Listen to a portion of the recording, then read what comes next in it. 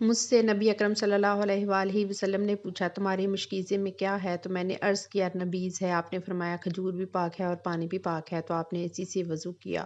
نبی اکرم صلی اللہ علیہ وآلہ وسلم نے فرمایا ہر بال کے نیچے جنابت کا اثر ہوتا ہے، اس لیے بالوں کو اچھی طرح دھویا کرو اور کھال کو اچھی طرح مل کر صاف کیا کرو۔ منی نکلنے سے ہی غسل واجب ہوتا ہے کا تعلق احتلام سے ہے۔ بسا اوقات نبی اکرم صلی اللہ علیہ وآلہ وسلم جنابت کا غسل فرماتے، پھر آ کر مجھ سے گرمی حاصل کرتے تو میں آپ کو چمٹا لیتی اور میں بغیر غسل کے ہوتی تھی۔ نبی اکرم صلی اللہ علیہ وآلہ وسلم نے فرمایا حائضہ اور جنبی قرآن سے کچھ نہ پڑھیں۔ نبی اکرم صلی اللہ علیہ وآلہ وسلم نے اس آدمی کے بارے میں جو اپنی بیوی سے حیض کی حالت میں جماع کرتا ہے فرمایا وہ آدھا دینار صدقہ کرے۔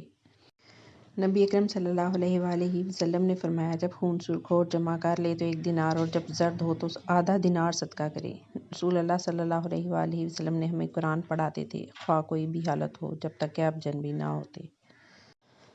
عبداللہ بن عباس رضی اللہ عنہ سے تیمم کے بارے میں پوچھا گیا تو انہوں نے کہا اللہ تعالیٰ نے اپنی کتاب میں جس وقت وضو کا ذکر کیا تو فرمایا اپنے چہرے کو اور اپنے ہاتھوں کو کہنیاں تک دھو، اور تیمم کے بارے میں فرمایا اپنے چہرے اور ہاتھوں پر مسح کرو، اور فرمایا چوری کرنے والے مرد اور عورت کی سزا یہ ہے کہ ان کے ہاتھ کاٹ دو۔ تو ہاتھ کاٹنے کے سلسلے میں سنت یہ تھی کہ ہتھیلی کاٹی جاتی، لہذا تیمم صرف چہرے اور ہتھیلیوں ہی تک ہوگا۔